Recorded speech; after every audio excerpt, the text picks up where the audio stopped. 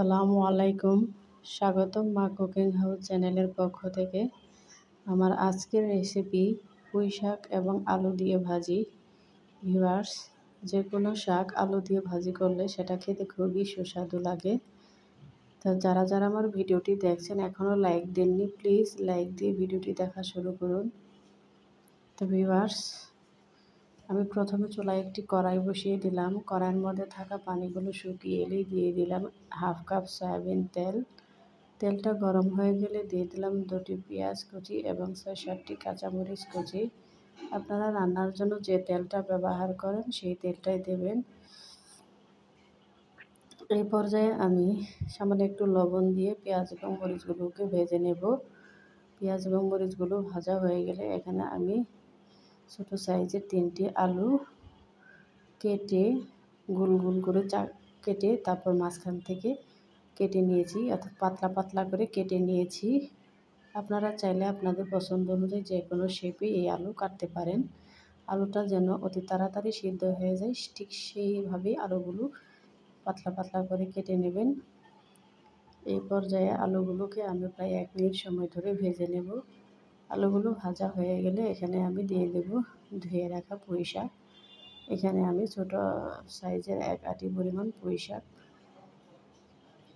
কেটে খুব ভালোভাবে ধুয়ে নিয়েছি। এই পর্যায়ে আমি আলু, মরিচ এবং পুঁই শাকগুলোকে ভেজে নেব। সামান্য একটু লবণ দিয়ে দিলাম, যেহেতু আমি পেঁয়াজ মরিচ ভাজার জন্য লবণ দিয়েছি। এখন খুব বেশি একটা লবণ দেব না, কেননা শাক যে কোনো শাক ভাজি করলে এমনিতে অনেকটাই কমে আসে। সেই জন্য আমি একটু লবণের পরিমাণটা কমিয়ে দিলাম। লাগলে পরবর্তীতে আমি আবার দিয়ে দেব। যে কোনো রেসিপিতে আমরা চেষ্টা করব প্রথম দিকে লবণের পরিমাণটা কম দেওয়ার জন্য। যখন রেসিপিটা হয়ে যাবে ঠিক সেই মুহূর্তে আমরা দেখে নেব যে লবণ ঠিক আছে কি না, লাগলে আরেকটু দিয়ে নেব।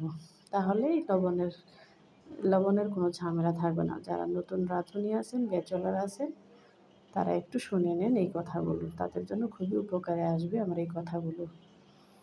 শাকগুলোকে আমি একটু মিডিয়াম টু লো আঁচে ভেজে নিচ্ছি, অর্থাৎ নেড়ে চেড়ে নিচ্ছি।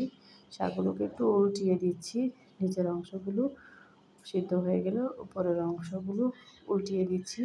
এইভাবে উলটপালট করে আমি শাকগুলোকে নেড়ে চেড়ে নিচ্ছি। তো ভিউয়ার্স, শাকের মধ্যে দেখুন এমনিতেই পানি চলে এসেছে।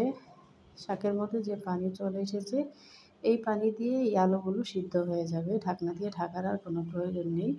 আমি প্রায় 10 মিনিট সময় মিডিয়াম টু লো আঁচে ভেজে নিয়েছি। দেখুন 10 মিনিটেই আমার শাক ভাজি হয়ে গেছে, আলুগুলোও সিদ্ধ হয়ে গেছে। মাশাআল্লাহ, এখন আর শাকের মধ্যে কোনো পানি নেই। আমি একটু নেড়ে চেড়ে শাকের মধ্যে থাকা পানিগুলো শুকিয়ে নিচ্ছি। তা আজ এই পর্যন্তই। আবার দেখা হবে নতুন কোনো ভিডিওতে।